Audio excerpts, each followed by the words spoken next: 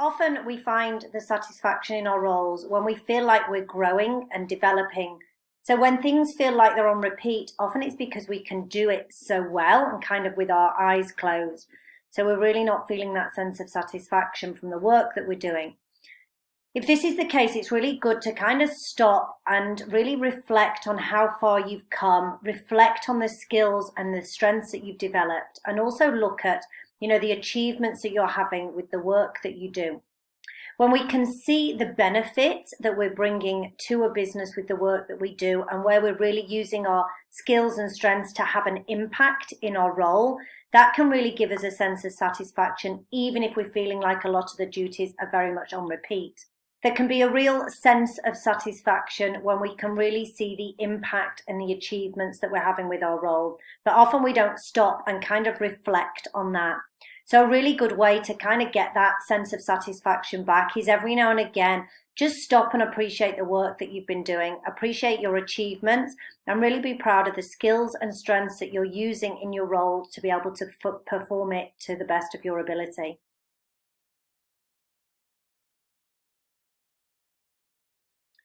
So first of all, I would be thinking, why do I dread going to this role? What is it about the role that I dread? And then thinking about what is it about the role that I actually like? You see, when we're in a role that doesn't kind of fit us, perfectly, we do tend to focus on the negatives and not think about the positives. Whereas if we can have some positives to focus on, it can really help us and kind of relieve some of that dread that we feel. If in the main there are a lot more negatives than positives, it's really thinking about, well, why am I in this role? What benefit is it bringing to my bigger sort of career plan? Do I have a career plan and how does this fit in? We don't have to see a role as for life. If it's not the right role, which a lot of us will find ourselves at some point in time in our career in a role that's not quite right for us, it's really thinking, what skills can I gain from this? What experience can I gain to take me to the next role? And what does that next role look like? So sometimes being in the wrong role can actually be really good because sometimes we have to go wrong to know what is right. So really understanding why this isn't the right role for us can help us make a much more strategic move when we move to the next role to make sure it is right. So really identifying, is it the company culture, the environment, the management style that's not fitting for us? Is it the work that we're doing, the people that we're working with?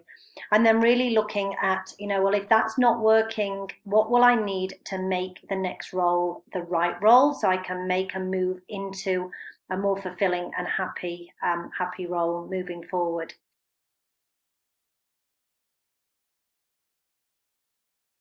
Often we kind of go about our day to day really without giving it much thought.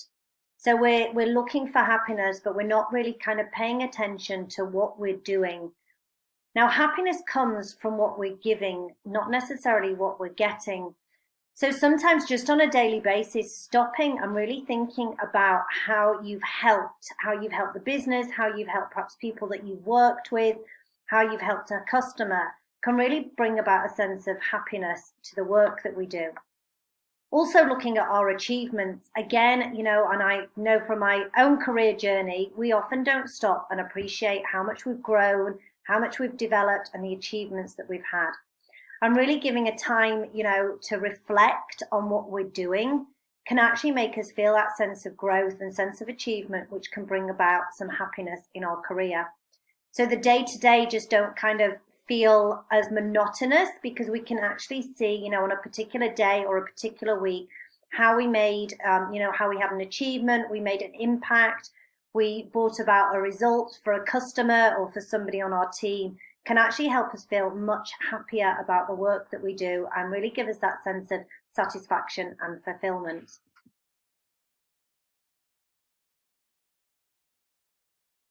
Now, this is a big question and one that I'm often asked by a lot of people. And there's some key things to really look out for. First of all, are you energized by the work you do? Are you inspired? Does the industry sector and your role, does it kind of light you up or does it bore you to tears?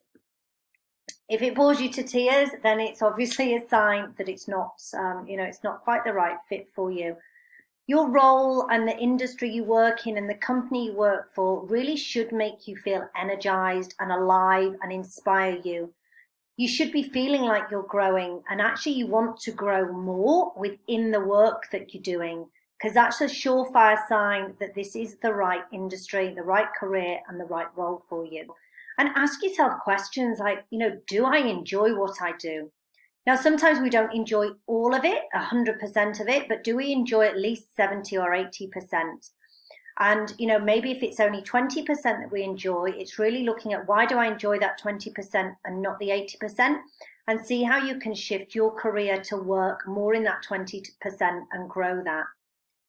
Do you like to talk about your work or your industry sector? Do you read about your industry sector? Really, we have an opportunity today to work in a career, an industry sector, and a role that really inspires us and we're passionate about. So these are big questions to ask yourself. But if you're, thinking about your work and there's that sense of dread, that sense of unfulfillment, you're bored, doesn't inspire you, you feel tired at the end of every day, then there's signs that this isn't the right career for you.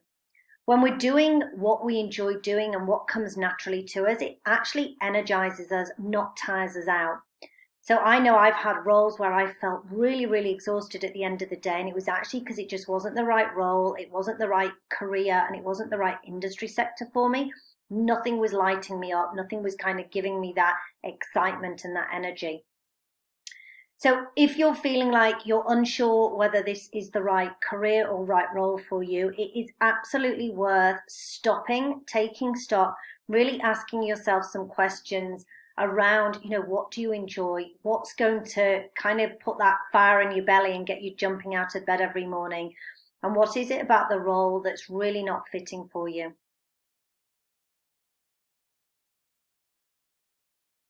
Now, depending on your circumstances and really depending on how bad it is, is really how quickly you need to move. If you're in a really, really negative workplace and you're in a situation where you can actually afford to leave before finding another job, I would say that can sometimes be the best way. Because when we're in a really negative space, to be able to put ourselves out there in the job market and go for interviews and talk with kind of energy and positivity about our work isn't always easy. But I know that's not always possible for people, and we actually have to stay in that role until we find another role. I would look at maybe trying to take some time out, whether you can take some time off on holiday, or if it's really bad, you can, look at taking a couple of days sick leave, just to kind of, recoup and get yourself together, and also get your resume and your LinkedIn profile together, ready to go out to the job market. I wouldn't rush out to the job market. I would say, really take some learnings from this experience and why you're finding it so negative, so that when you're looking to move to the next role, you can make the right move. Because the last thing we want to do is jump out of the frying pan and into the fire, which I see a number of people do when we're in this situation of, I have to get out of here, this role is horrible and isn't working for me. But it's really trying to break down, actually, why is it really negative? Is it the environment? And what is it about the environment then that's causing that negativity or, that toxic work environment? Is it just the company structure and the organization style? Because we all have kind of a different fit with the roles that we go for and the companies we work for.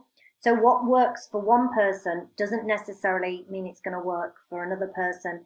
So it's really understanding, what's the right environment for you? What's the right culture fit for you? The right team, the right management structure. So when you can identify those, why it's not working where you are, you can actually then look to make sure that the next company is going to meet the needs that you're looking for within a business and within an organization and role. But it's about remembering a job isn't for life, and your health and your well-being and your happiness is actually, should be the most important factor when you're looking for work and when you're working within a company.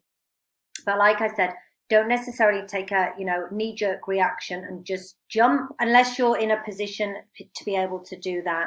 So sometimes it's worth just having a few things lined up And actually, once you start, lining up that you're looking for another role, you start getting your resume and your LinkedIn profile together, you start searching for potential roles out there, it can actually make you feel much more empowered, that you're doing something about the situation, and kind of take away some of that negative feeling you're having.